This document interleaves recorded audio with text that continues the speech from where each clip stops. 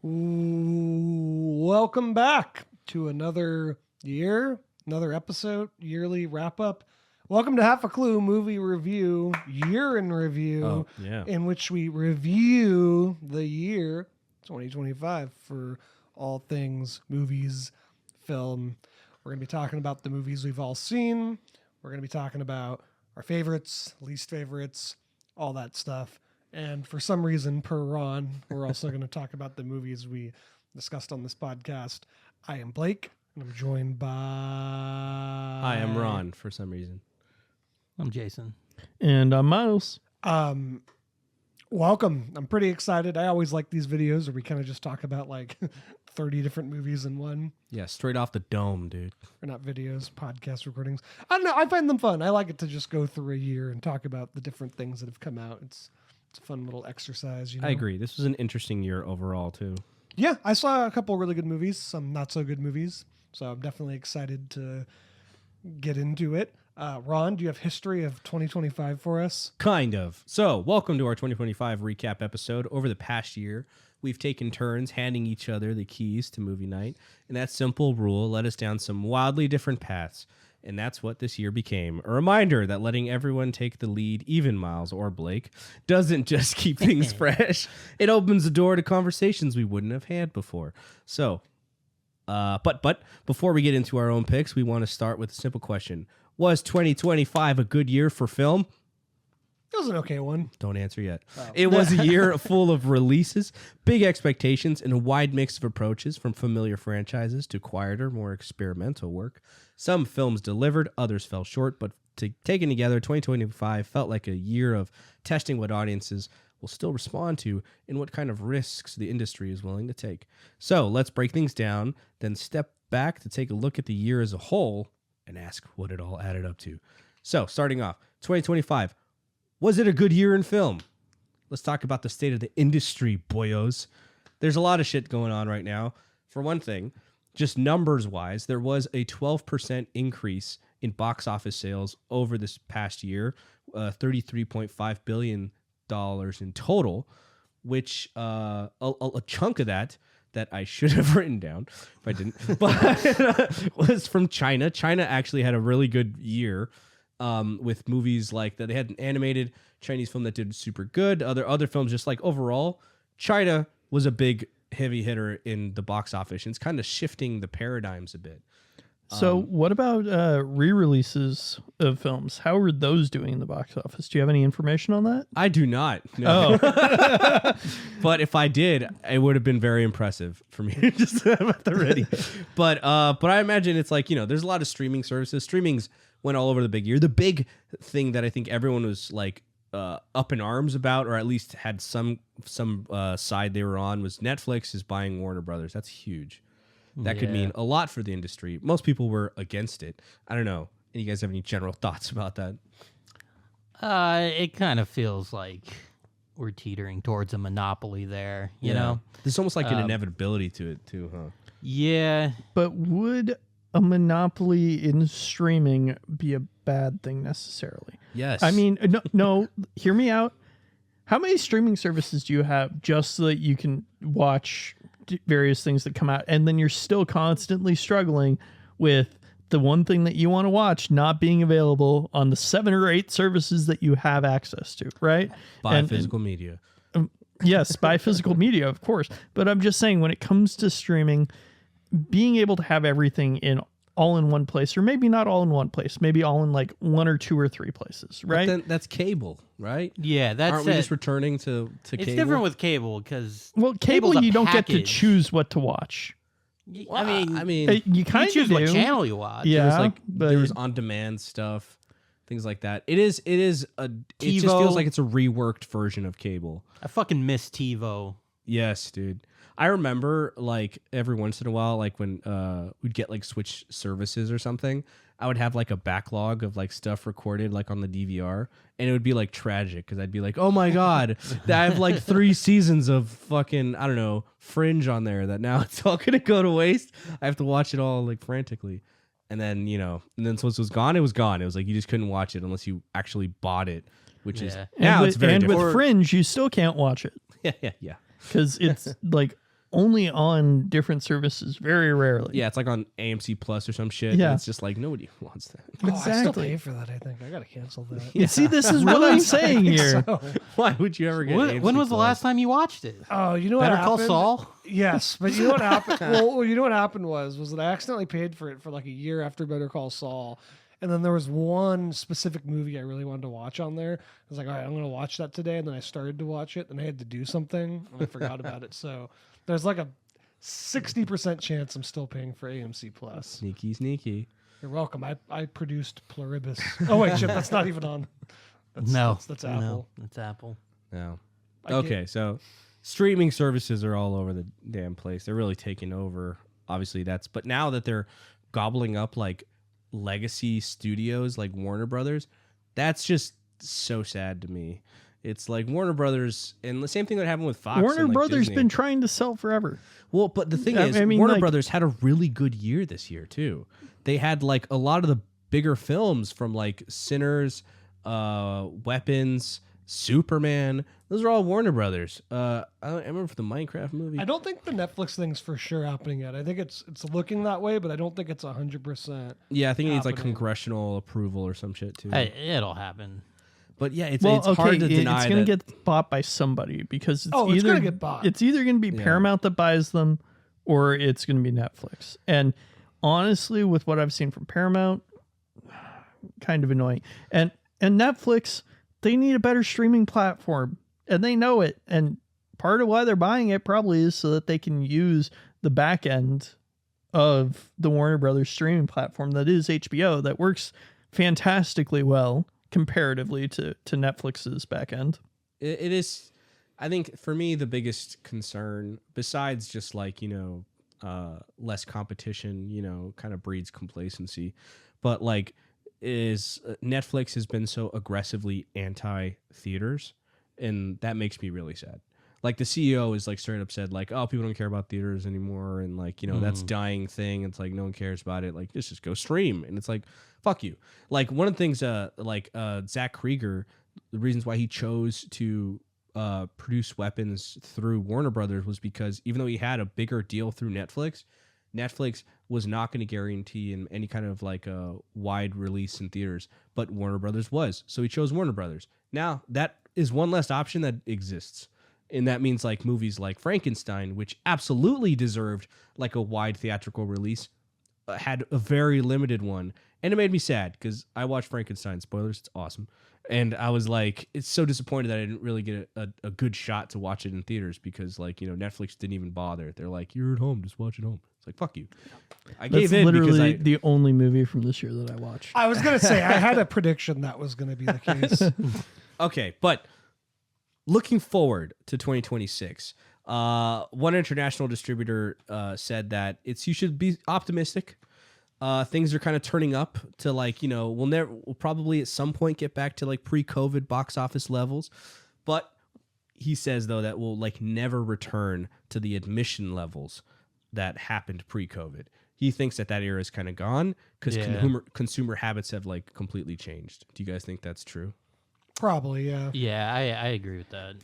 Well, when we went out to go see, we've talked about it on the podcast before. When we went to go see Kill Bill, the I whole don't think bloody we have. affair. That was after our last episode. Oh. We recorded. Well, I guess this is an important point to bring up when it comes to theaters. I'm starting to see the benefit to theaters more in being able to go back and watch classic films or ones that I know that I like than doing a first watch on something in a theater. Right? You don't want to take the risk of paying like it's not even taking the risk. It's like I don't want to, go sit and watch something somewhere else unless I've kind of got a reason to. Oh, you right? are the problem, Miles. Yeah, I probably am the problem. Most of the time I would rather be at my house. But if I'm going to go out to a movie theater, buy some popcorn, get a soda, sit back and relax with a bunch of people, I want to go for a banger, right? Like I'm not going to go watch Dune in a theater. I'm not going to go watch, the Captain Marvel Part 3, right? And yes, those are the same great movie. But you can't. But it's like, I think it's like you don't those have are- to go watch those movies. You can watch like Marty Supreme or Begonia or something in the movie theater if you wanted no, to. I'm not talking against that. I'm just saying personally, I think it's really cool when there's nice events and re-releases in the theaters. I agree. I like that too. Yeah. And I like that too. Probably the things I've enjoyed the most that we have gone to see in theaters recently have been when we went to go see Seven Samurai. So you're and saying when we went to go see Kill Bill. So basically, you're saying you want like a surefire shot, a movie that you know you're gonna like before watching it in the theater. A movie that I know that people are actually there who care about it to see. I mean, like, if you go to the movie, Why- and why- you I know that's care weird. about it, Yeah, why? Yeah, I feel like if most people, when you go to pay to a movie theater, you go to pay to watch a movie in the movie theater, you care. because it's like you've made the effort to go. Like, yes, I know there's always stories of people complaining or talking or teenagers being shits or something, but like, Just go to if that's like your big hang up, go to like an art house theater. There's several around here. Go to one of those. Everybody cares there. It's a bunch of film nerds. Yeah, and true. I mean, this is something that theaters are doing more frequently anyway, right? Like, I think the Kill Bill thing isn't exactly what I'm talking about because that was an actual release that Tarantino wanted. But like the Regal down the street is just like almost every night they're just playing like an old movie. No, that's what I'm saying. I think that that's great. And I think that, you know, like it or not, that's kind of somewhat of the future for the, you know, the theater industry. I like that. I like that, for example, the Regal down the street. I like that there's always an old movie playing, and I've gone to Yeah, see we saw agree. Hereditary. We saw Hereditary. We saw like the OG Bela Lugosi Dracula. Kill Bill. Kill Bill's a little different, but I also want to see, you know, new movies. Like I, for example, saw Marty Supreme in theaters, and I couldn't imagine watching that just at home. yeah, There's tons of new movies that demand. Yeah, there are a few I- movies this year I experience. wish I had seen in theaters for sure. Yeah. What, Yes. Avatar: The Shape of Water? No. Begonia was one that I wish I saw in theaters. Oh, God, it was the pretty soundtrack awesome in theaters. blasting. That's Yeah. fantastic. Yeah, there's well, I mean, let's move into our favorite films of the year. Do you want to kind of go off kind of like what we've seen so that way we can Sure. start from there? Kind of we have like a basic idea. So if you're listening, pull out your lists at home and track along with us. I could just read off my list really quick. All right, if you're listening, read them out to us right now. yeah, We hold on, can wait, hear you. give a moment, give a moment. Oh, I like that one. I didn't like that one. You saw that one in theaters, dumbass. Oh, that's a good one. Yeah. I'll name off my list. I'm gonna start with Friendship because like IMDb and Letterboxd keeps telling me it's a 2024 movie because it premiered at some film festival in 2024. It had a wide theatrical release in 2025. That's when Okay, everyone what is else it? What is fucking saw it. Friendship. Friendship. Was it good? I actually love that movie. I thought it was great. Okay. all right. But here's my list: Friendship, Sinners, Thunderbolts, Final Destination, Bloodlines, Eddington, Die My Love, Weapons, Freakier Friday, Caught Stealing, Begonia, The Smashing Machine, Roof Man, One Battle After Another, Him, and Marty Supreme. Nice. I saw The Monkey, Good Boy, Warfare, Sinners, Thunderbolts, Eddington, The Phoenician Scheme, Superman, Demon Slayer, Infinity Castle, Fantastic Four, The Naked Gun, Weapons, Freakier Friday, Begonia, Frankenstein, Eternity, One Battle After Another, Marty Supreme, and Predator Badlands. All right, I saw How to Train Your Dragon, the live action. That was this year? Yeah. Oh, okay. Last Breath, Black Bag, Thunderbolts, Final Destination Bloodlines, Warfare, Companion, Until Dawn, Begonia, One Battle After Another, Bring Her Back, Weapons, Wake Up Dead Man, Superman, and Night of the Reaper. The fuck is that? Night of the It's Reaper. fucking terrible is what it is. Okay. I saw 2.5 movies. 2.5. Okay. All right. Okay. Okay. So I I'm also going to saw count. the first quarter of Eddington, and then our power went out for 5 hours, and I couldn't bring myself to watch it again. No, I'm going to count Kill Bill: The Whole Bloody Affair as half a movie. That's not a fucking 2025 movie. But That cut has existed since like 2003. That cut Okay, the Fortnite. With the Fortnite thing, okay. because of the I'm Fortnite sorry. thing. Just the saying. post-credits. They added a Fortnite ad at the end. Yes. So it's a new movie. It was It's a so new bad, movie. dude. I can't believe we were in that theater for 6 hours and we waited for that. Yeah, it was Fucking pretty terrible, awful. dude. But yeah, on top of that, I watched the live action How to Train Your Dragon, which I didn't know it was a movie from this year. I watched it with my sisters over the holidays. Yeah. And then I watched Frankenstein. What's up? 2 whole movies. And neither of them Very in good. theaters. Wow. So give us your top 5, Miles. Purposely driving a knife through the heart of the I'm industry. not trying to. It's just it happened that way. Give us your top 10. Top 15 even. So maybe we can all then start talking about like our top 3 or 5, like, you know, kind of whatever. It doesn't have to be a solid list. I don't like seeming like, oh, this is the best movie of the year. But like to you, what movie kind of like really stuck out to you and kind of became maybe a favorite? My 3 favorites are Marty Supreme, Die My Love, and I don't know. Those are like my top 2 for sure. Okay. Caught Stealing was interesting. But definitely Marty Supreme and Die My Love were my 2 favorites for sure of the year. Both very, very good. For me, I have Frankenstein, Begonia, and it's hard. It's kind of the other ones. Those are like probably the 2 strongest ones. But Marty Supreme, I'd kind of put up there too. So that was also very, very fun. I don't know if it's like a favorite though. And then I'd say like Good Boy, which blew me away, and Sinners, and fuck it, I'll say Superman. That's like 6. I know. Oh yeah, I Like, saw Sinners. I don't know if I said that. Sinners is great. Yeah. Jason. I did really like Marty Supreme. I'll put that up there. One Battle After Another, I kind of like. I really liked it, but I don't know. I guess I'll put it up there, and then I'll do Wake Up Dead Man. Thinking about it, I've watched a lot of movies recently, and like that's one that's really just sticking in my head. Nice. Much better than Glass Onion, in my opinion. I'm glad because I was disappointed by that one. Miles, top 2.5. Yeah, my top 2.5 are going to be right up at the top. Yeah. Is going to be. Sorry, 1 second. Hey, Dad. Yeah, can we do like 6:45? Yeah, sorry. I'm recording a podcast episode right now. Sounds good. Love you. Bye. Love you too. Sorry I didn't about say that. love you. Should have got his top 5. Actually, you know, that was my dad on the phone for everybody. Sorry about the interruption. But yeah, my dad's top 5 would actually probably have been pretty good. He actually watches a lot of movies. I like the social Yeah. commentary in One Battle After Another, but the soundtrack from Begonia really slaps. Would that be what your dad Yeah. would say? No, he would probably like talk about I think he watched Weapons. That's a good movie. Weapons And is then good. he watched One Battle After Another.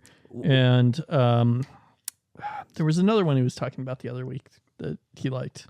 Weapons is like one that keeps kind of teetering out of Yeah. my top 3, where it's like I Yeah. do like it, but then I'm If like, I were to list a top 5, I think that'd be on there. I think it's like a recency bias though, because I did watch a lot of these very recently, Yeah. so it's hard. It's like, you know, I watched Weapons fucking like I don't know 7 months ago at least. So, yeah.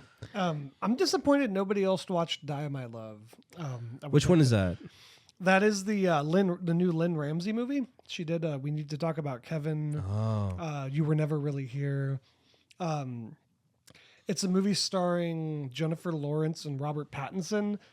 It's got a very small plot, so I want to try and describe it without totally giving everything away. But the plot is basically just that Robert Pattinson and Jennifer Lawrence are a couple, and they move into a house, and she's pregnant with their child, and it's like a psychological horror kind of thing going on. It is probably like the best looking movie of the year. really? So it's got what's it called? So it's basically a remake of Mother. No. It actually has nothing to do. It's nothing like Mother at all. Okay. I like other than that it's a couple living in a house, I guess. But it's got this 4:3 aspect ratio, which normally annoys me when movies do that, but I actually it really worked here is everything's like super claustrophobic looking because of it. It's got, you would like it, Ron, for the colors, because it's got like a crazy. I do enjoy a visual feast. It's color. What's the right word? Color Grading. Palette. Its color palette is insane because it's very, very vibrant, but it's also very muted. So it just Kinda has like this a jewel tone kind So of. it just has this very melancholic look to it. And a lot of the movie takes place outside. So there's a lot of nature, but it looks very otherworldly and like ethereal. Like it's almost like they're on another fucking planet, even though most of the movie is them hanging out like on their front porch, and they live in I forget, Montana. So it's very naturey, but it just has this very alien look. And the movie's like really uncomfortable, and like the visuals really reinforce that. And it's Lynn Ramsey. She loves telling her movies non-linearly, but she never like really guides you through that. So you're like, what the fuck is going on? Like, there's a lot to it. And I honestly don't even think I still quite understand all of it, but I really enjoyed it. And I thought that Jennifer Lawrence and Robert Pattinson were both like just great in it. They both give such great, small, but like incredibly emotional performances. There's a lot of masturbation in it. I did see the sex scene from this movie. Which one? I don't know, one of them. They're like on the floor. There's a few. She's like slapping him in the face or some shit. There's a lot of masturbation scenes. Why'd you only see that scene, Jason? It popped up. I will say, if you like watching masturbation, there's a lot of that in this movie. Oh, sweet. Masturbation and misery. Yeah, we'll get into sex pervert films later. But yeah, okay. What are your guys' favorite like visuals, like films this year? Like, do you have like some top choices? Frankenstein's best looking film of the year by far. Frankenstein was great. That's actually like, if I had to pick a top 3, I'd be like Sinners, Frankenstein, and Marty Supreme. But like, I think Predator Badlands, even though I did not like that movie, it's actually a pretty decent looking movie most of the time. But speaking like just totally just visually, I think Sinners is probably the best looking one. That's a great looking movie. All I'm gonna say, in Frankenstein, when he's got the vivisected guy like on the table, right? With, Yeah, like, his back just open, like that's beautiful. Of course, there was in that scene, what do you call it? A mistake that they made in production. I forget if it was her hat or her umbrella. It is on a table, then it disappears, then it reappears in her hand. Oh, In between shots. Yep. burn it down. Yes, exactly. Guillermo del Toro, you screwed up for once. What a dumbass. Yeah. No, but I think But funny beautiful enough, looking movie. yeah, that movie, the production and costuming was insane. It's some of the best. Like, we'll take a second and talk about Frankenstein, because that was like one of my favorites of the year for sure. I was so pleasantly surprised. I thought the first like 20 minutes, funny enough, were like the weakest part of the movie. And I was kind of like, oh no, I don't know if I'm liking this, you know? And then I think once they really starts like the process of like creating the monster and everything else, it just took off from there. And I was like, oh fuck, like I love this movie.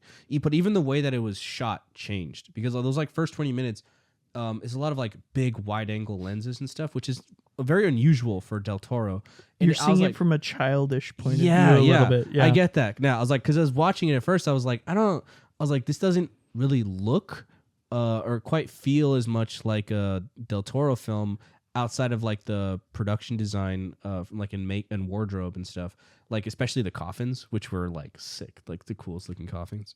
I want a coffin like that. Yeah, exactly. Bury me, please, in that coffin. But like, I was like, this kind of feels a little like sketch, and then and I think even the dialogue felt a little weak, and then it just like propelled forward, and there's just like banger, and then like just beautiful lines too. Like, this is probably my favorite Del Toro movie since Crimson Peak. I really liked it, appreciated it. It's like on a similar level, that same kind of gothic romance, sci-fi, body horror. Like, there's just so many different aspects of it that I just like just really landed for me. So yeah. Anyway, I would agree. It was a fantastic film. Jason, what do you think? Visuals, what were your top? Visuals, I'll throw in a couple that haven't been talked about. How to Train Your Dragon is a fucking beautiful looking movie. Really? The flying sequences in that movie are fucking incredible. You know what that movie is? It's just delightful. It's just a delightful film to watch. They basically just made the same movie again. It feels like action. almost a shot-for-shot remake. Yeah. The problem that I had with it, though, was the voices. And this probably comes down to just, like, I remember the voices from the original film so fondly, right? Yeah. And it worked so well. And they try to recapture that and recreate it instead of the actors kind of doing a new thing with it. And it feels like they just fell short every single time. Well, here's what happened with the movie, and I think it's why it's so good. I don't think it was a necessary movie, but the studio was basically like, yeah, we're gonna do a live action of this, and the original director never really wanted that to happen, but they were like, we're doing it, and the director is basically like, well, if anyone's going to do it, it's going to be me. And he just basically made the same fucking movie again. Nice. But, and if you're going to do a live action remake, that's kind of the best you could hope for, I think. I don't think it's as good as the original, but also, like, I don't know. I thought it was fun, and it looked very good. No, it looked incredible. Like, in terms of visuals, specifically it was the great. flying sequences are some of the best I've ever seen in any movie. It was awesome. What else? What else looked good? Also, shout out Bring Her Back. That movie's fucked up, but it looks very good. It had some Sick poster. really fucked up body horror stuff, specifically with kids. Oh God! But it's wild. I know I'm not talking about the visuals. I'm just kind of talking about the movies, but it's very good. Not a movie I'd probably ever want to watch again, though. It fucked me up. I was like audibly like reacting to this movie, which I don't do very often. So yeah, Interesting. I also want to shout out One Battle After Another. I really liked a lot of the shot composition, especially like towards the end, like that whole chase scene. It's very like neo-noir, but in a very modern way. It felt like almost surreal with like the way The hills, those roads. Yeah, they're just like kind of drifting up and down. It was an interesting chase scene. I kind of had mixed feelings about One Battle After Another. I thought it was great. I was gonna say I that had a lot of fun watching. Yeah. Like I'll say like I had a lot of fun. I was a little disappointed. I think that was, if I had to pick a movie of the year that was like overhyped for me. Not to say that's anything against the movie itself, but that like the expectations didn't match my experience. But that's more to do with just the nature of like everyone getting excited and hyping it up. People are like, it's the best movie of the year. It's like, it's amazing. I was like, all right. And then I watched it and I was like, all right, that was cool. I like that for me, that one of the things I really liked about that movie though, probably like one of the best villains we've had in a really long time. It's a hilarious villain. Sean Penn is Stephen J. Lockjaw or something. Yeah. I'm not gay. I just thought he was incredible. Like he's so over the top, but like also kind of terrifying in the right way too. Like he's very hilarious, but like you definitely don't want to have anything to do with him. Do you like black girls? I love him.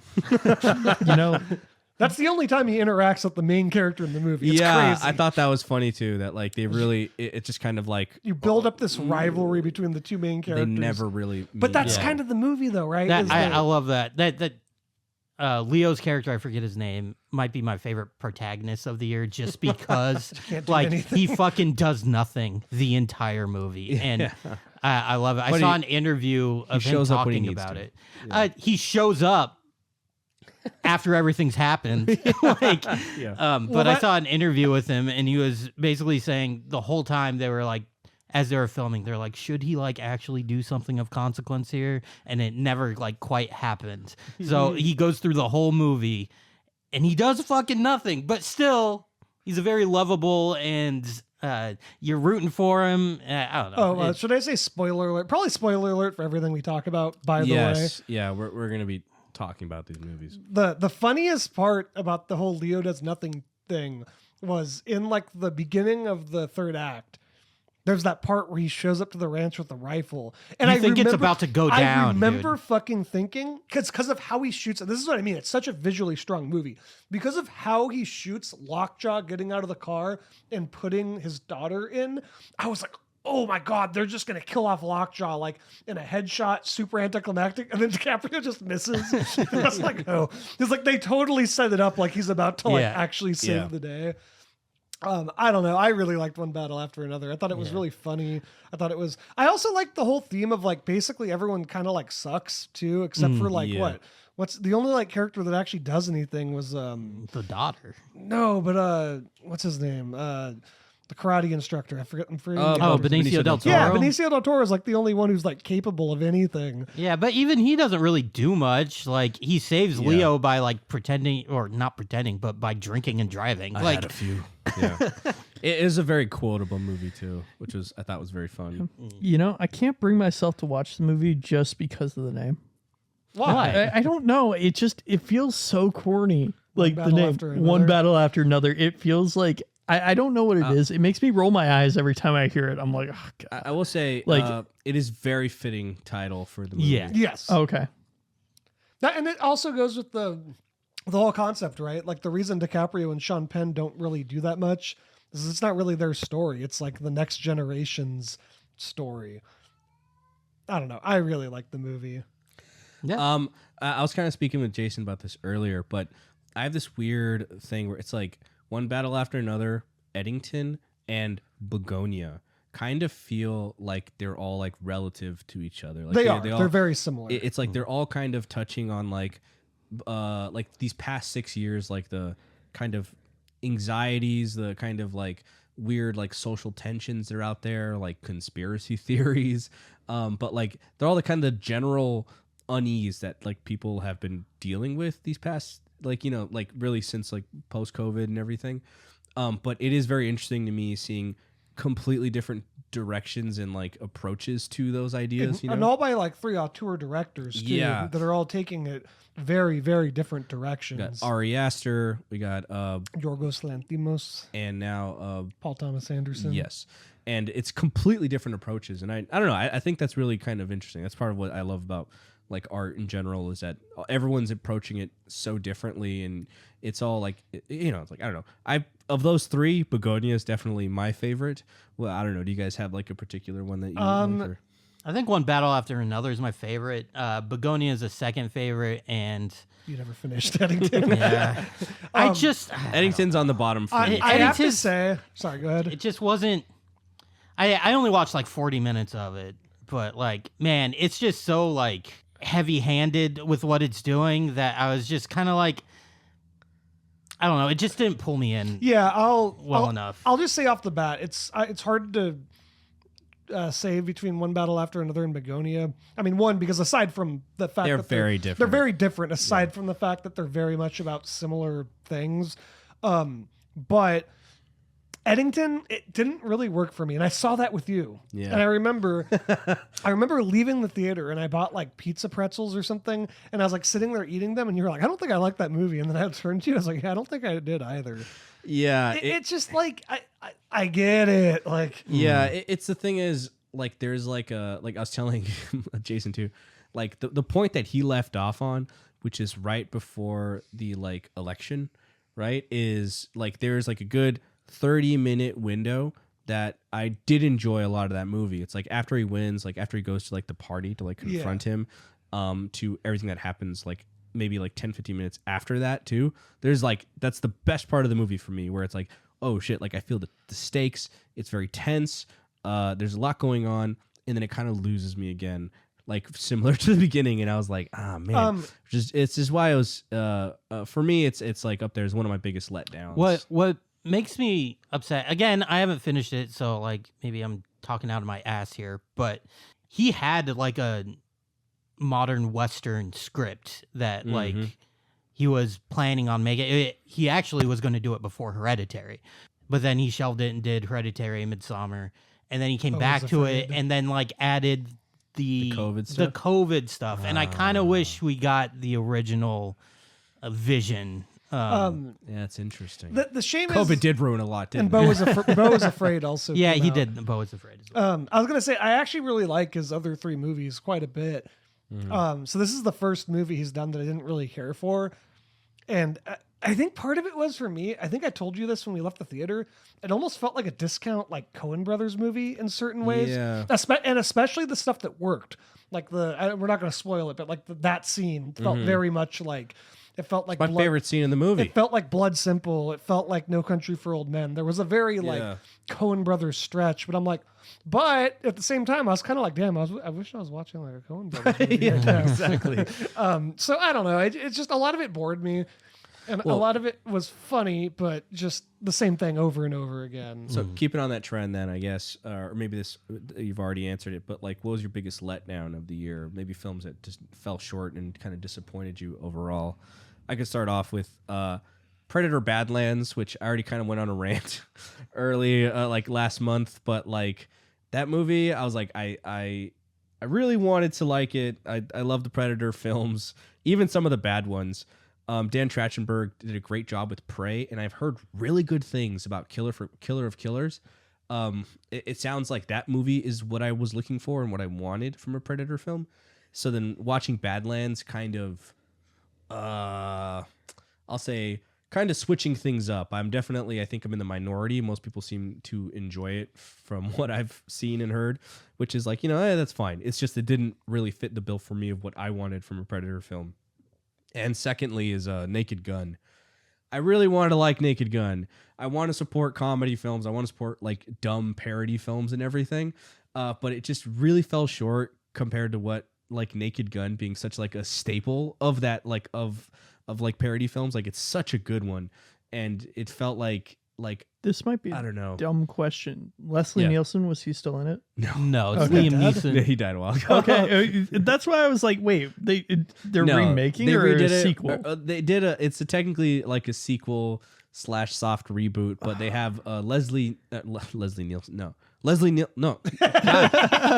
Nielsen. God damn it. They brought him back. Liam Neeson.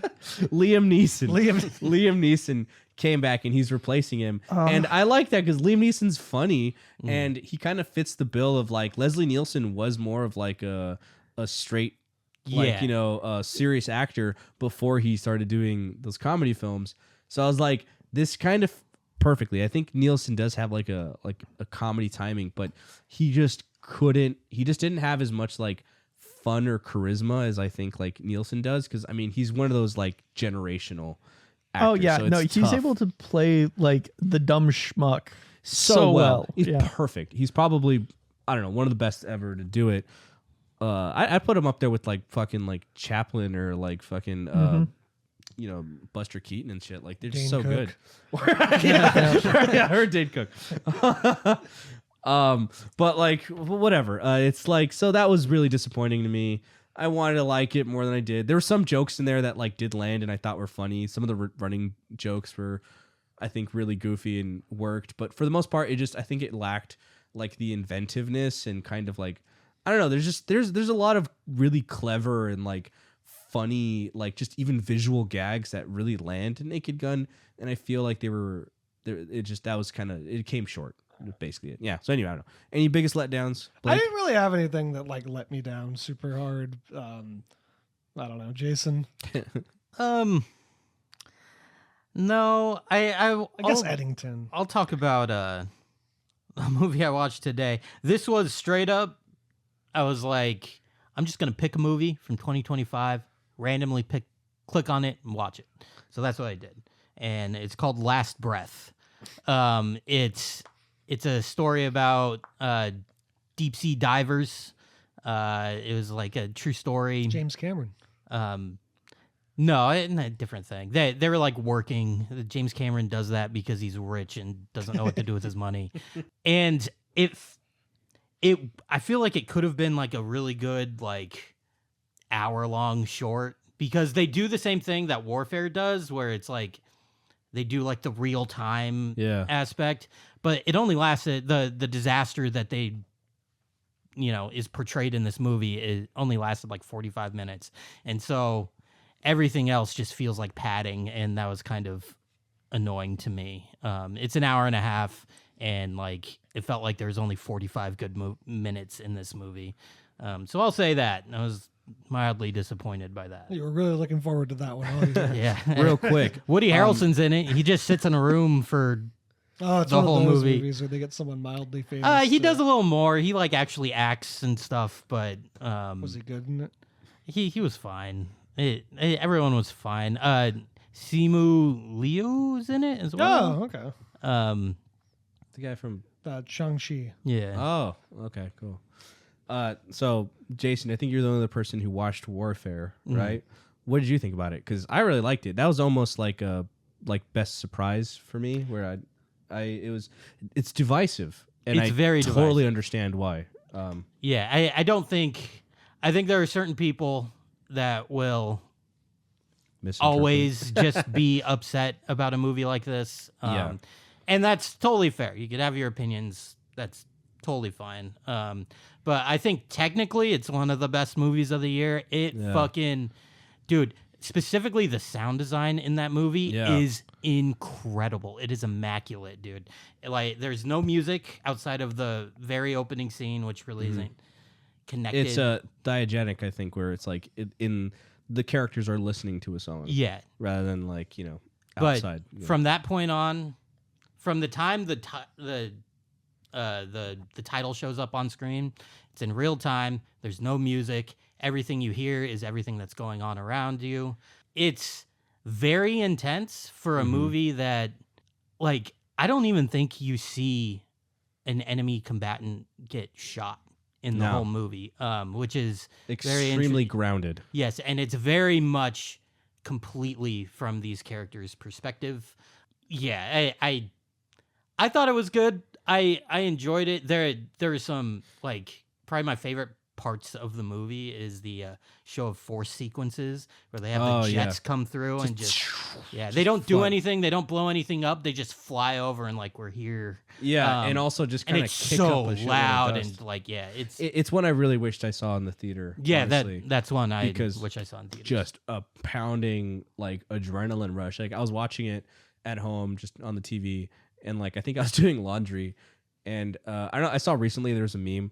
It's really funny. These two like Korean dudes are like having dinner, and it's during like the sniper scene in Saving Private Ryan, where he's just like, and they're just like both in stunned silence, just like watching it, like what they're doing. That's how I felt. I was like folding socks, and I was just like, just like watching, like, oh man, like just shit's happening. It's funny. Like I think there's like, I think there is like a misinterpretation. It does remind me of like a quote that was like something like, no war film is not propaganda or something. And I feel like this is like there's a mixed bag of it, where some of it feels like straight up propaganda, where it's like it's like we're honoring the people who fought and died and who were injured and everything, and it's like, of course, yeah, it's like that's. But then I think one of the most potent parts of that movie is like, I don't think it's really a spoiler, but at the end of the film, they're like, they're inside this home, they're like all this horrible shit is happening. There's like this carnage. There's like, dudes losing limbs. It's a horrible war that's happening in the middle of this family's living room.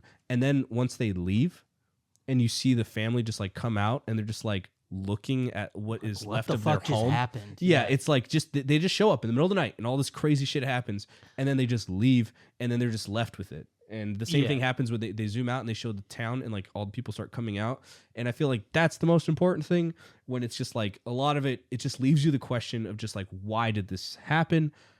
Like, was this worth it? Like, it's like, it's like, and I don't know. And I feel like that's very important. I like that. And that's something that I saw a lot of people complaining about as well, is just like, talking about how American soldiers just went into this house, fucked everything up, and just left, and it's like so fucked up for them, and it is, and people were saying like, why don't you tell their stories? And it's just like, would you be happy if a bunch of Navy SEALs got together and told a story of like the civilians in Iraq?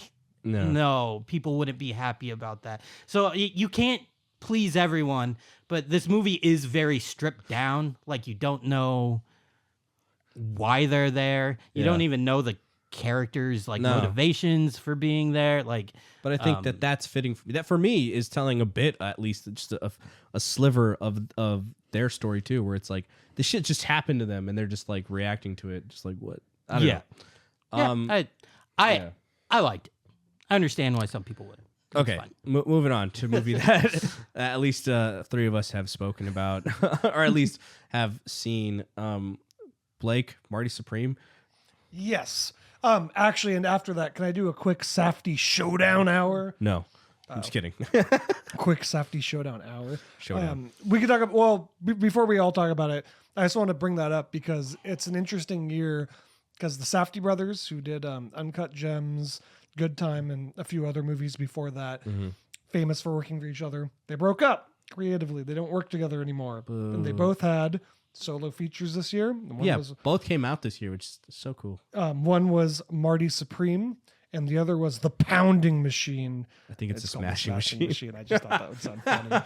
I was like, pounding machine. But that's what Miles has in his closet. But all 3 of us saw Marty Supreme, so let's talk about that really quick. That's my favorite movie of the year by far. I fucking loved Marty Supreme. I thought it was awesome. I also like the cinematography in that. It's a lot of very extra close-up shots, which is very the Safdies. That's their exactly whole what thing. you expect from them. Yeah, or from him. It's only or Josh. Him, sorry. Now. A lot of extreme close-ups, a lot of very uncomfortable angles, like pulsating music, high-octane intensity. Piece of shit schemer main character. Yeah. And I like Timothée Chalamet. I've always thought he was fine. I thought he was incredible in this. I will say it's definitely my favorite performance from him. It's funny. I really like the Dune movies, but he's one where I'm just like I don't know. He's not my favorite part of those. But in this one, I was like, I feel like this is the first time that I've seen him in something where like he really, I don't know, really blew me away. I thought he was great. Yeah, he kills it. I think everyone kind of does. Oh, yeah. Yeah. Oh, dude, the pregnant chick. I forgot her name. Odessa Azion, I think her name is. She was great. Gwyneth Paltrow was great. I didn't even know Yeah. she was in this movie, and I really liked her. Tyler, the Creator, was also really good. Yeah, dude, I didn't Yeah. know. They have a Dude, Penn Jillette is in this movie as like a. The fucking Shark Tank guys in this movie too. Yes, dude, Kevin Oh, O'Leary. I was trying to fucking place that guy. I couldn't. I think that's like another talent that at least this Safdie brother has like really shown or like Non-actors. flexes is he really seems to like non-actors. There's an Uncut Gems. They also have was it The Weeknd? Yeah. Also, Kevin Garnett is Yeah. good in that movie. So Yeah. is this a movie you guys think I should watch? It's a Yeah. great movie. Yeah, I would. think you should watch. Did Marty you watch Supreme. Uncut Gems? I think Uncut Blake showed it to me a Gems. long time ago, but I don't think I've ever watched remember it with too you. I much. probably told Yeah. you about it. Yeah. Interesting. I think if it's like, what about Good Time? No, I have not Okay. seen Good Time. Because I was gonna say if you've seen any of those, it's like it's exactly what you expect. But I think not in a bad way at all. I think it's like if anything, it seems like he's been really honing his skills, and they kind of it gets a little bit sharper each time.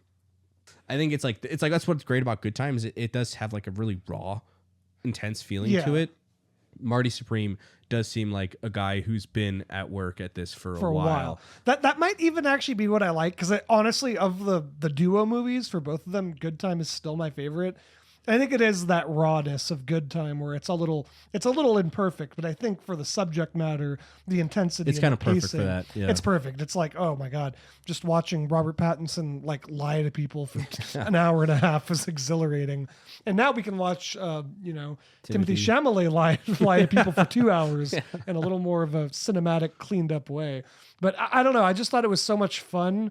It's so intense. It's so like, kind of like, oh, and that's the thing about him. I feel like his characters of previously, they're just huge pieces of shit.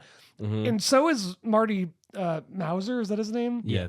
But I find like you kind of want to root for him, even though He's a very charismatic piece of shit. Mm-hmm. Even though he's awful, you can't help it. Like, I want to see this guy win the fucking ping pong championship. I was gonna say though, I felt the opposite. I think at the beginning of the film, I'm rooting for him to win that against the Japanese dude. By the end of the film, I'm rooting against him. I was like, I don't think he deserves this. I don't think he should do this. Like, it's like I feel like him losing it, especially once they kind of give more of the backstory and you kind of understand what it means for the Japanese ping pong player and for the country of Japan. I'm like, I don't think I want him to win this, But then it's I don't know. I wanted him to win at the end. Spoilers. But I wanted him to win at the end as a big fuck you to Kevin O'Leary. Yeah. Yeah. No, I agree.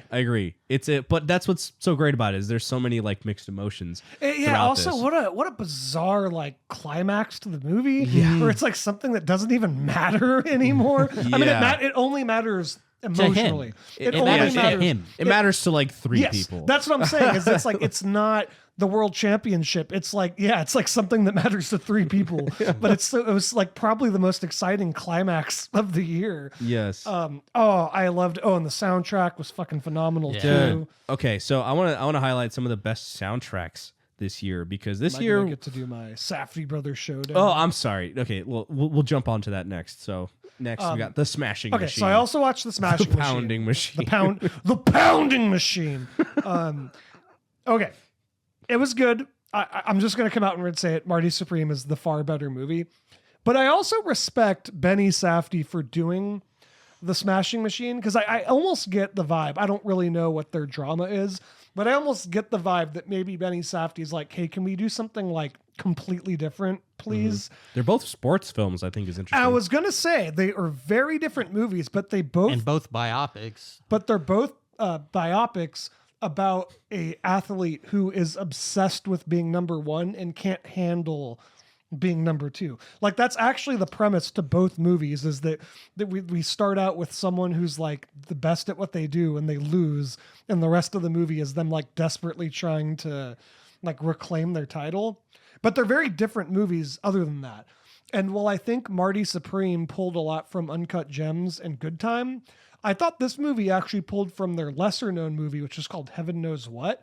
Because this a lot of the Smashing Machine was shot like handheld, and it was shot on like 16 millimeter film, and it's like just very like shaky up close like shots, but it looked gorgeous.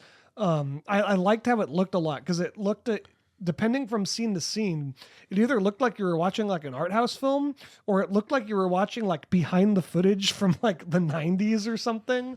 I'm sorry to cut you off. No, you can go ahead. But I was going to say one thing I appreciated so much about Marty Supreme was that as we're watching it, I'm like, this looks like a fucking movie. Yeah. And that's so nice, dude. It's so nice to like look at it and be like, there's no like, this is not on a studio or like in a fucking video wall. I'm like, they're running through New York. Yeah. They're like, I don't know. It's like, and the lighting was like, there's good contrast. It felt like sweaty and gritty. Yeah. I was like, this is I will say both Safdie's film. Yeah. both of the Safdie's movies both look incredible. Like I like how a lot of the Smashing Machine looks too. And it's very like textured because it was shot on 16 millimeter. And there's a lot of cool framing in it. It was good. It wasn't as good as Marty Supreme, but I respect Benny Safdie for like doing something tonally a little bit different because it doesn't have that same like high octane anxiety feel. It's like slowing it down a lot. The Rock was okay, but I think it's Emily Blunt. Can you look it up? Yeah. Can I tell you why Emily Blunt was incredible. That movie, like, I was turned off by the Smashing Machine. Is The Rock was giving me Uncanny Valley vibes in the fucking trailer. He just looks weird. It doesn't look like a human. It made me uncomfortable, so I didn't want to watch it. So do you guys think that they just had a straight up internal competition between the two of them? I mean, to be like they wanted to go different directions with the art, and that's kind of why they split up. And they were like, "Hey, you know what? We're gonna see who's actually like the creative one here out of the two of us." And they went and made very different movies that were about similar, types of things. I have no information on their fallout, but I feel like they're probably still on good terms. I would hope they are. I'm sure they saw each other at Christmas. It's fine. Yeah, and I would hope that they. But honestly, the like there is like some good competition there though. Like they both get to kind of show what they can do. They both took like A-list actors and kind of gave them their little prestige films. I think with specifically The Rock, it's like the bigger one where it's like everyone's been criticizing him for years now of not really taking any risks and just kind of just, coasting as like a superstar. I respect The Rock for doing this movie. Yeah. I thought he was good, but not great. Like there's like a scene where he's crying, and I was kind of like, like it just doesn't like, I don't know. It doesn't. I think he got a lot of like shit because it's like Dave Bautista has been crushing it. He's been like has a diverse payroll, I think, or diverse like group of films at this point, and Denis Villeneuve really seems to like him, and he's brought him along for good stuff.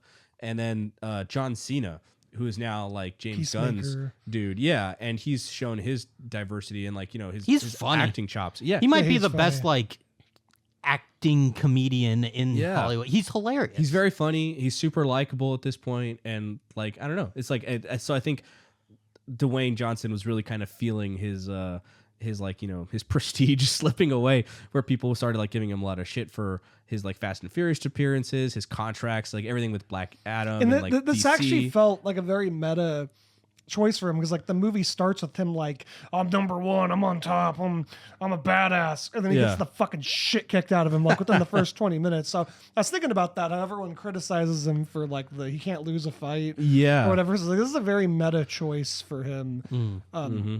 One last correction, though. Marty Supreme is not a biopic. Yes, it's loosely based off of Marty Reisman. A His real name is ping pong player. Yeah. I was But- curious about that because I was like, What a there's life. no way this shit happened. Like, is this guy in jail forever? Like, I was like, I feel like I would have heard if a ping pong fucking star was anywhere near this interesting before. But okay, good to know. Okay, so real quick, how about like biggest surprises? Did any movies this year that like maybe you hadn't heard of or weren't expecting to see that kind of surprised you? I'll start off. Mine is Good Boy. I don't know if you guys heard about the Good dog Boy. horror movie, right? Yes. Yeah. The horror film shot through the perspective of a dog. I think it took them like, I don't know how many years to actually shoot. It was not like an acting dog. It was like, the director was like actual dog. Really good. I thought it was going to be a little gimmicky. I thought it was just going to be kind of like, I don't know. I wasn't taking it that seriously. And then I started watching it and I was blown away. And legit, some of the best dog acting that I've ever seen. Sorry, Shaggy DA. Hey, The Mask. Milo. Milo from The Mask. Sorry, bro. Milo. There ain't this no way. dog totally blew it away. There ain't no way. It was really good. I mean, it's like, and it was just like shot really well. The story was so interesting. It's really just like, you follow a dog that goes with his dumbass owner who goes to a haunted house, and it's like, but it was actually compelling, and there's an extra like sense of like dread and compassion and empathy you have for this dog, because nobody wants to see a dog get like attacked by a ghost or a demon thing. So it's just like, oh, like you just feel an extra sense of scaredness for the dog, and that was really good. So yeah, I'll give it a shout out to Good Boy. Also the monkey. I didn't really care to watch the monkey. Isn't that is that Osgood Perkins? Yes, it is. It's super funny. Well, maybe not super funny, but it was pretty funny. It was such like an offbeat, really weird movie that I kind of liked. It was basically based off of a Stephen King story. Like where it's kind of like, God, there's so much Stephen King shit this year too, by the way. But like, it was just kind of like the idea that this monkey's causing like death and mayhem and everything, and he really leaned into the ridiculousness of it, and I think that worked well. Like apparently they wanted like a very serious one, and he was like, no, you can't do it. Like this has to be kind of fun and silly and over the top, and it worked. I don't know, it was a good one. Not my top pick of the year, but like it was good. I enjoyed it more than I was expecting to by a lot. So yeah. I guess not a surprise, but something I did put off watching until literally yesterday, because Freakier Friday. Yeah, I couldn't believe it was like Citizen Kane, get out of here. No, but not necessarily a surprise, but something I put off watching until yesterday before we were recording this because I wanted to have seen it, was the new Darren Aronofsky movie, Caught Stealing. Oh. I remember that came out, I think in like the summer, and I love Darren Aronofsky. I've liked pretty much everything I've seen by him. And I didn't go see it just because it like didn't feel like a Darren Aronofsky movie. It looked like a Guy Ritchie movie. It looks like a Guy Ritchie movie, or ironically, we're just talking about this, a Safdie Brothers movie in a lot of ways. A little bit. Yeah. But I finally watched it. It was pretty good. It is still very much a Darren Aronofsky movie, but it does have a lot of layers ahead of it of like other filmmakers. Like it reminded me kind of like After Hours. something like that. Just like a dude having a really bad time sort of movie. It was good though. It has a fucking dude. Pull up the cast list. It's like wild how many people. are in Austin this Butler, movie. Zoe Kravitz, Matt Smith, Liev Schreiber, Bad Bunny, Who's really good in the movie, by the way. Regina King, Action Bronson. It was honestly, it was a really good time. It's his most fun movie. That being said, it's still pretty fucking dark and fucked up, but it's like his most fun movie. Laura Dern, Vincent D'Onofrio. Oh, See, there's quite like everyone's in this movie. It's great. I definitely recommend it. It's a lot of fun in a way that a Darren Aronofsky movie can be. At yeah. least. I don't think fun when I think Darren Aronofsky. No, but like this is his version of fun. Is this movie? Interesting. And it's got a great little plot too. It's just a down and out guy who's kind of an alcoholic, agrees to watch his neighbor's cat and ends up in a horrific crime odyssey through the city. I also wanted to bring it up because you're talking about all these animal movies. I'm like, this is like an animal movie. Like the cat's like the main character in a lot of ways. Jason, any movies that like, maybe better than you expected? Yeah, I was gonna say How to Train Your Dragon, but I already kind of talked about that. So I'll say Companion. I wasn't very excited for this movie. It felt like I'm kind of over the hot girl AI thing. It's been done to death. But this movie kind of takes a different approach. It's more about like being in a relationship with a piece of shit entitled rich white guy. And I don't know, it handles it well. It's very consistent throughout. It's very funny. What's interesting is Zach Krager was eyeing it. He wanted to direct it. And then they gave it to whoever directed this, and he ended up doing Weapons instead of Companion. But I would like to see his version of it. But I think this is good. Sophie Thatcher is awesome in it. I'm excited to see The guy from The Boys, right? What's his name? Jack Quaid. Jack Quaid's I can never good in think of his it. He's like a giant piece of shit in this movie. I enjoyed it. Not my favorite of the year, but I liked it. It's quick. It's hour and 30 minutes. Easy to watch. I like Sophie Thatcher. She's awesome in Yellow Jackets. Yeah. Jack Quaid's cool too. Interesting. Cool.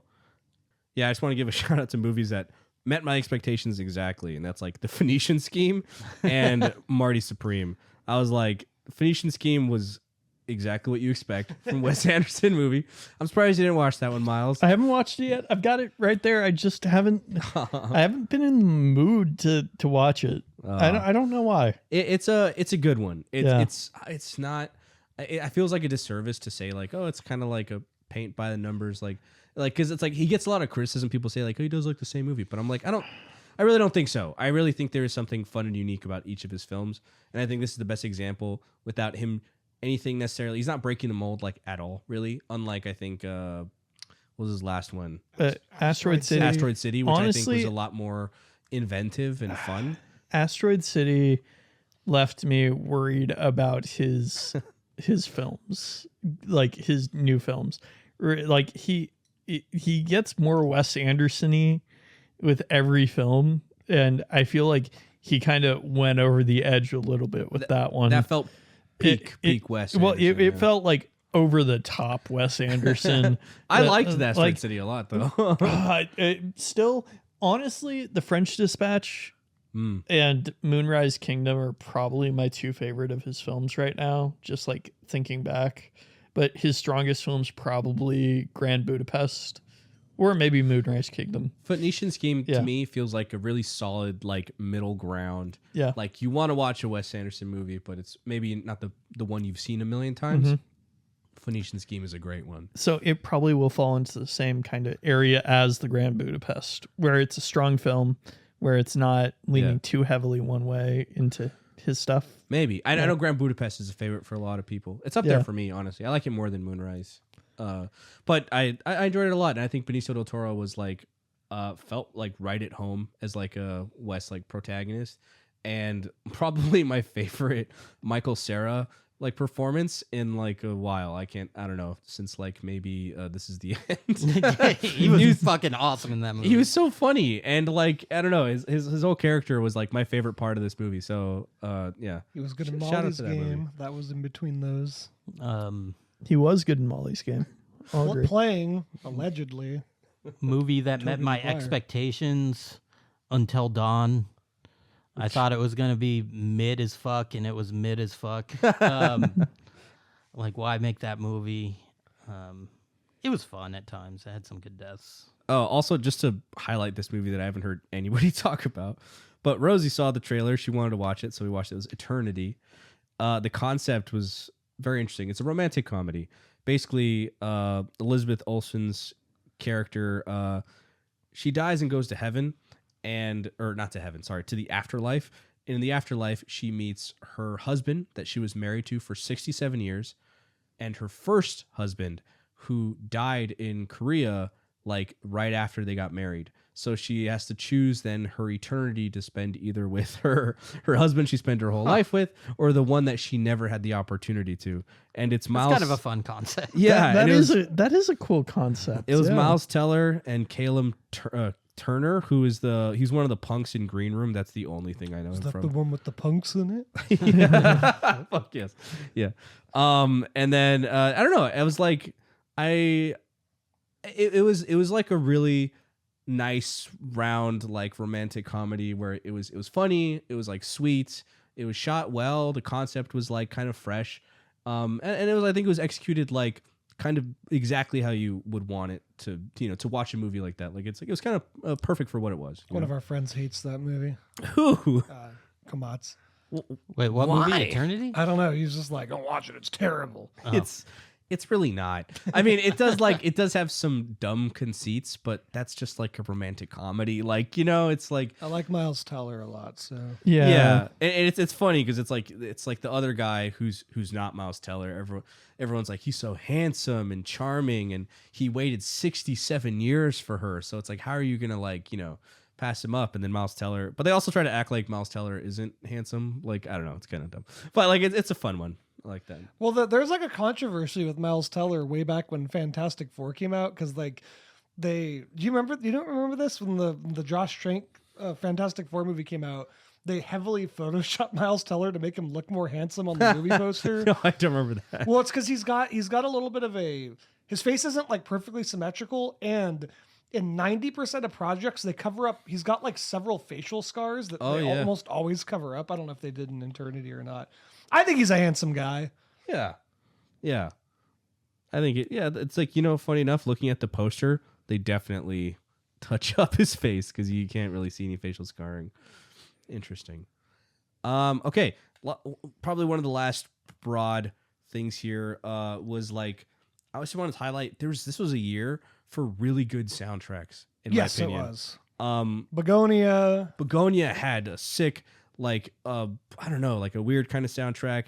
Marty Supreme, maybe like my second favorite one of the year. Ooh. It was like it was such a mix of like kind of that like, what do they call, like it's like a synthy kind of sound that they have, even though it's taking place in like the 30s, The 50s. the 50s, but it also had like an 80s soundtrack mixed in it there. It worked, was so though. Yeah, I was like, it doesn't sound like it would work well, but it was awesome. It reminds me, it's once again, it's very similar to their past movies, where it's very like bombastic and like like it's constantly going, and it's like they're really good at like just like sound in general. Like their movies always sound like, oh my god, like just trying to give you a heart attack. One Battle After Another had also a really fun, unique soundtrack. It was like, I don't know. I guess off the top of my head, best way I can say it is kind of weird, but like in a really interesting way. It's a lot of offbeats, like sound effects. It reminded me of like There Will Be Blood soundtrack, which is sense.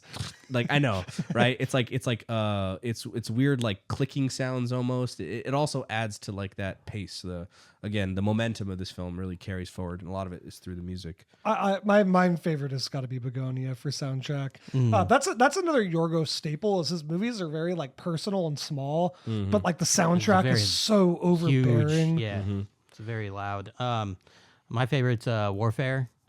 Great soundtrack. Was there no soundtrack in that? There's no soundtrack. Not at all. Sinners. Sinners. Dude. Oh, that's a good one too. Sinners was one that's the only one that I really I was looking up the soundtrack to listen to afterwards.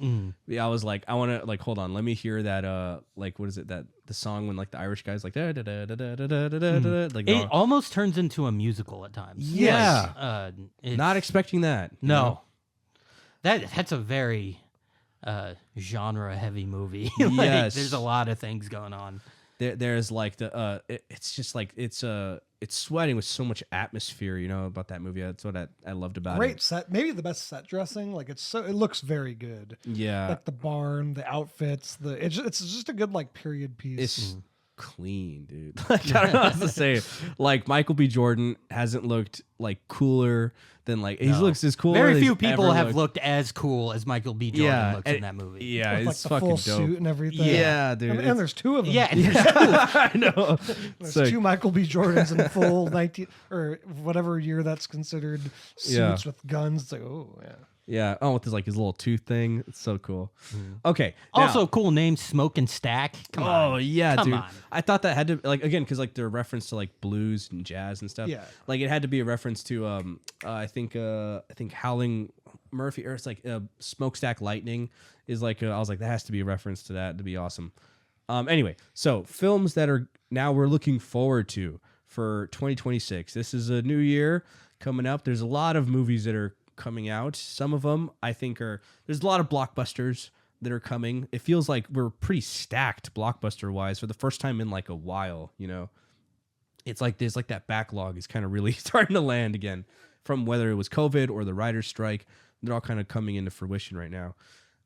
Just to name off like the superhero films, Spider-Man, Brand New Day, Avengers, Doomsday, Supergirl, and the one that I'm anticipating the most, Clayface, because it's written and directed by Mike Flanagan, who did Haunting of Hill House. He did Midnight Mass, and there's that one recently, the Fall of the House of Usher on Netflix. He also did Dr. Sleep, which I really liked. I do like Mike Flanagan doesn't miss, man. He's done great shit, and I know he's been wanting to do this project for a while. So I think this is going to be Clayface's first standalone movie, and I love the idea of Mike Flanagan, who's probably one of my favorite writers right now, tackling this character. I don't know. That seems really cool to me. I don't know. You guys? I gotta be honest, I don't give a shit about any of the upcoming movies. The Spider-Man movie is interesting to me because it's from what I've heard, at least one of the ideas is that it's like about Spider-Man, kind of just a day It's in the about life, Spider-Man? the day in the life of Spider-Man, and where he's like dealing with all these different crises, and that sounds really cool. Yeah, Avengers Doomsday. It's like I'm sorry, I don't care. I'm Nobody not cares. really The excited. only reason why I might be slightly interested is because it seems like the Thunderbolts are going to be a big part That of would that be movie. cool. And we haven't really talked about it, but Thunderbolts I like was that cast. pretty fucking awesome. Yeah, it's like surprise. The good movie you guys released last year got us excited for the next movie. I like. who could have guessed? I'd be excited because I do like that cast. I'm my still God. probably not going to watch Doomsday. I'm Did just you guys probably- fucking see that teaser they released today for No, the which X-Men one? No. Oh my God, it's like a nightmare. It's like 8,000-year-old Patrick Stewart, like, and he's like, what's he say? He says something like, "The question isn't, are you going to die? It's who will you be when your eyes go out?" And then it like cuts over to him like putting his hand on equally 8,000-year-old Ian McKellen. Oh, no. And then what's his name? The Notebook cuck comes out as Cyclops and like James Marsden. yeah, James Marsden Yeah. like screams to the sky, and then it says like the X-Men will return. Like, leave my Fox X-Men alone. They're in their own convoluted, terrible movie franchise, and I want that memory to rest. It's funny enough. I think that I was love like those movies. my favorite part of Deadpool and Wolverine, going back 2 years. But like it felt like a love letter goodbye to the Fox Yes. X-Men movies, Or and like, the franchise. Logan. Yeah, and I was like, I didn't expect that, and it was really cool. But yeah, They can't anyway, let anything die. They can't let it die. Supergirl looks cool, but that's because I like Superman. Yeah. In terms of superhero movies, not looking forward to any of them as usual. No, there is one movie I am looking forward to though. Project Hail Mary. Project Hail Mary. Okay. Yes, which I'm excited for that. maybe not classified as a blockbuster. I don't know. I know It's- literally nothing. I do have that listed here as one of like the, I guess like they're not necessarily the big franchise blockbusters yet, but they are aiming to be, you know? Mm-hmm. So Project Hail Mary, Mortal Kombat 2, Dune Part 3, which I guess that one does probably qualify as just that it is a made blockbuster. The Chronicles of Narnia, The Magician's Nephew by Greta Gerwig. That's interesting. I think it's a TV show. Is it? They couldn't make that into a TV show. That's such a short story. I think that's a TV show. No, I think they're doing movies again. No, Narnia movies. Like, honestly, nothing really happens in The Magician's Nephew. It's a very short story. Well, from what I think like early reports are saying is that like Greta Gerwig is taking some liberties, which I'm sure everyone will love. Okay. That's not going to cause any internet threats. Honestly, if there was one to take liberties on, it would be that story. What's the lion's name? No, it's Alistair? a movie. It's a movie. Aslan. Aslan. Aslan's in it for like 5 minutes. I am a lion. Ooh. So what are you excited about for Project Hail Mary? It is directed by Lord Miller, which I think is very interesting. So I read the book about 2 years ago, I believe, and maybe longer now at this point. But I was like, man, this is like a fun book. It's exploring kind of a concept in sci-fi. I don't want to give too many spoilers because if you haven't read the book, it's actually a really interesting story. But it does something different with the sci-fi concepts that we've come to know and love. So hopefully this will bring something unique and new to cinema. It's kind of going to be like The Martian, very much so, where there's a lot of, science-y talk, not necessarily science, but science-y. Well, the Martian stuff, was praised for being, quote unquote, like accurate and stuff. Yeah. I mean, so there's accuracies there, but it does take some leaps and some creative liberties, and it's based less in known reality. Interesting. Yeah. Yes. Okay. So Say no more. Dune Part 3, I'm excited for because of all the Dune reasons, but I won't talk about that one. Mortal Kombat 2, excited also. I don't expect good things, but I'm interested in. But the two that I'm really kind of having my eye on, which is The Legend of Aang, The Last Airbender, which is the movie about now we follow Aang as a full-grown adult and the Avatar gang now that they're all adults. It's from the original creators. It's an animated film that's getting a feature release. So I'm really excited about that. I'll watch that. Yeah, the show is awesome. So is this going to basically cut off The Legend of Korra and say, no, that's bullshit. No, I don't- Well, That's that was not a gonna different happen. time, right? Yeah, yeah. That was That's way in the future, right? Yeah, Yeah. but they set up a lot of stuff where they had a lot of Aang flashbacks. So Well, this, from what I understand, is just them kind of in their prime dealing with something. I don't know really what. Somehow, Ozai came back. Ozai's back, baby. Hopefully that's not what they And now he's an go for. avatar. This time it's personal.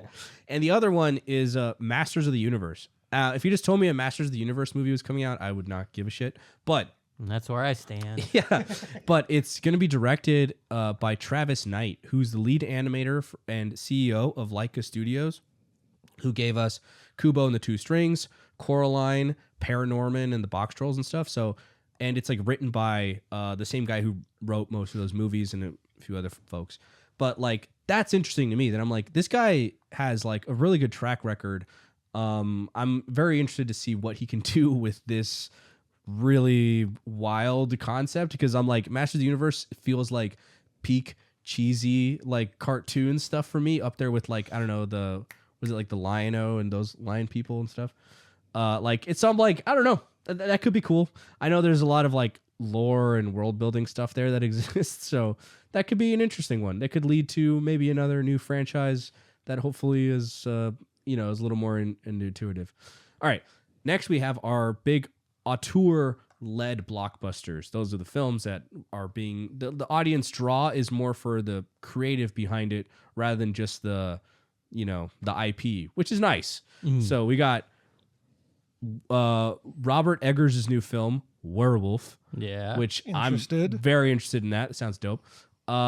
Disclosure Day by Spielberg, and we have The Odyssey, which is Christopher Nolan, which is probably the biggest one.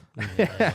That one is already proving to be super decisive. Just From images. just off of the trailer, the teaser, everyone's like, that helmet's not accurate. And it's like, yeah, I don't know. How are you guys feeling about the Odyssey? Listen, I genuinely don't care about the Odyssey, but I also don't care about the helmets that they wear in the Odyssey. So, like, I'm hoping it's going to be good. I think that Christopher Nolan really has some work to do to try to redeem himself after the last couple movies he's put out. After his entire career. Yeah. See, a lot of people won't say that. A lot of people... Bryan's most critically acclaimed movie came out like 2 years ago. Oppenheimer, yeah. It was I told you the Oppenheimer. best way to watch that is on a plane looking at the person's screen in front of you. Fair. I'm excited for it. I'm really looking forward to it. And Yeah. honestly, I thought that the armor, I was a little disappointed because I was kind of hoping for not necessarily like super historically accurate, but maybe more like historically inspired armor that didn't look like classic kind of like Greek cosplay stuff. But then, like, I was like, all right, whatever. I embraced it. This is what Nolan wants to do with it. And then I saw the trailer with, like, what Agamemnon's supposed to look like, which is, was it Benny Safdie? Benny Safdie's playing Batman in Odyssey. And I was like, it looks way more like fantasy, and it's like leaning into that, and that intrigues me because I'm like, we've never really seen that side of Nolan before. Like, there's going to be a Cyclops. There's going to Well, the be Odyssey like, is other a stuff. fantasy. Yeah. It is like a fictional story. So for that, I'm just like, if he's leaning more into that, that's interesting to me. I'd rather see. I'm more fascinated by the idea of what Nolan's idea of a Greek fantasy is, or what it'll look like, than just what someone decides is like, no, but it's not. They're not wearing fucking, like boar tusks on their head or whatever. Like I don't know. I'm interested by it. I'm excited. I'll say it. Yeah. Yeah. I'll probably see it. Yeah, I'll watch it. It's that one and Werewolf. Werewolf is probably like those are like my top two that I'm really excited for. I'm excited for Disclosure Day. Steven Spielberg going back to Aliens is kind of cool to me. The trailer was actually pretty good. Yeah, and I'm also just excited to see more of Josh O'Connor. I thought he was great in Wake Up Dead Man, so I want to see more from him. Yep. Well, I hate to do this to you guys, but I have a scheduling conflict. I need to head out. So, yeah. Home planet needs me. Everybody, have a great 2026. Hopefully it's better than 2025. And maybe I'll watch more movies in the theater this year. Yeah. Yep. Okay. Believe it when I see it. Okay. See y'all later. Bye. Later. All right. Miles just shot through the ceiling. All right. Last movie for 2026 I want to talk about is like a weird one. It's Coyote versus Acme. Is that finally coming out? Because that's been on the shelved for years and years, right? Yeah. Screenplay by Will Forte, John Cena, and others.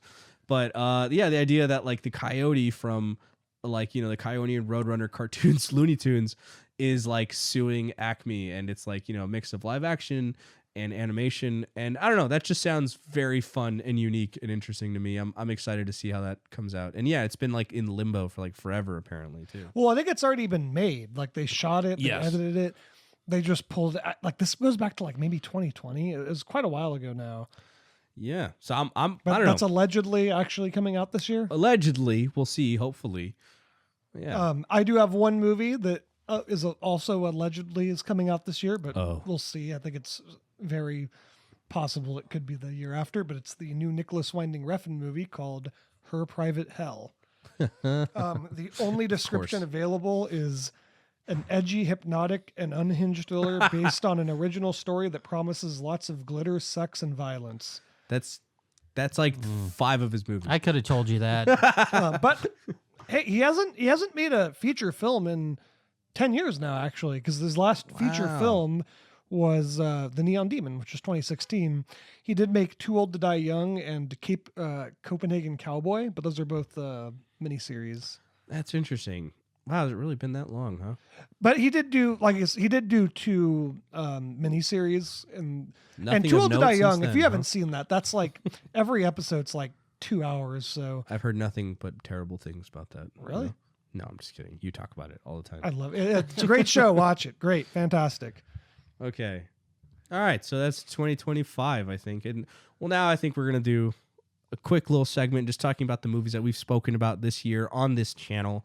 If you want to, do a little recap with us. So, from laid-back slacker rhymes of kicking and screaming to the moral pressure cooker of High and Low, the neon streetlights of The Warriors to the quiet devastation of Leaving Las Vegas, we wrestled with monsters, sometimes literally, in films like Misery, Shivers, The Company of Wolves, and Carnival of Souls. Oh, by the way, Carnival of Souls has like a cameo in Good Boy, which I was so glad that I watched this movie this year. Because, one of the things they're watching Carnival of Souls, and, spoiler, it does some of those themes carry over. So I was like, oh, I'm glad I understand what this movie is. So thank you, Blake. You're welcome. Over this past year, we've taken turns handing off the keys to movie night. And that simple rule led us down some wildly different paths. And here they are. So we've watched a bunch of movies. So first things first. Bex, too bad Miles isn't here to vote for this anymore. But we have an award to give out, the best sex pervert film of the year. We watched Shaggy DA. Nominees are Boogie Nights, Mr. Nobody, Eastern Promises, The Kid Detective, The Company of Wolves, and finally the most deviant one of all, Shivers. It's got to be Shivers, right? Yeah, that's the one. Best or the most? I think the best. I would.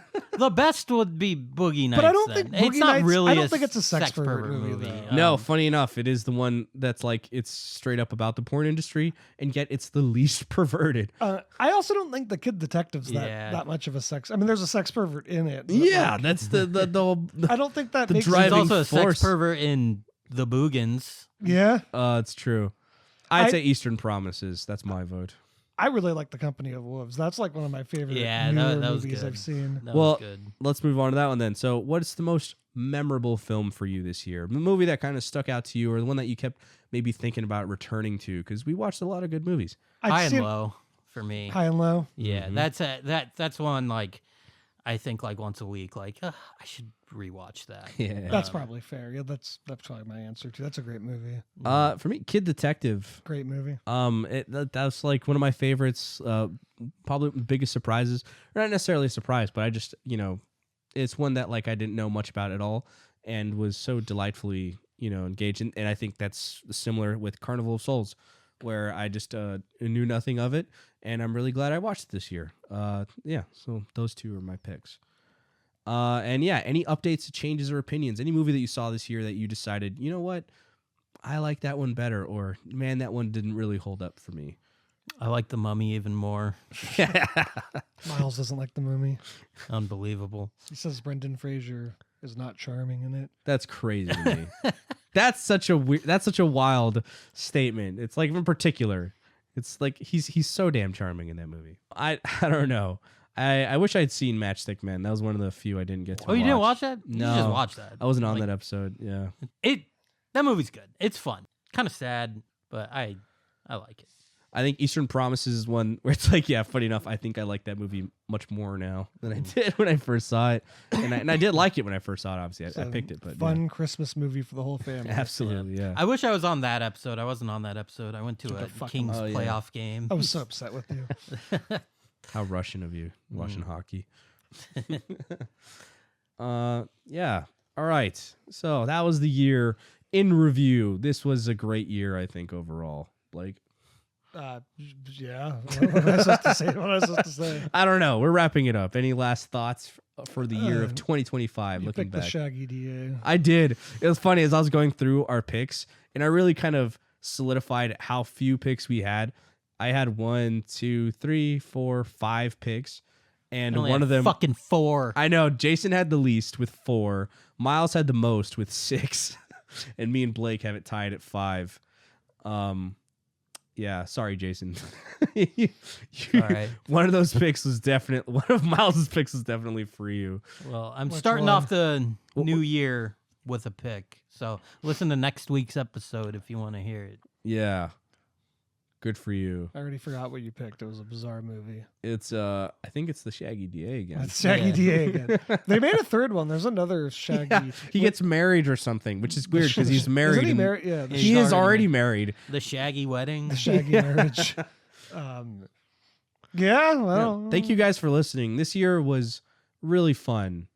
We took like 6 months off, but it was still really cool. I think there's a lot of good shit that we talked about. Took this 6 year. months off and then another month off.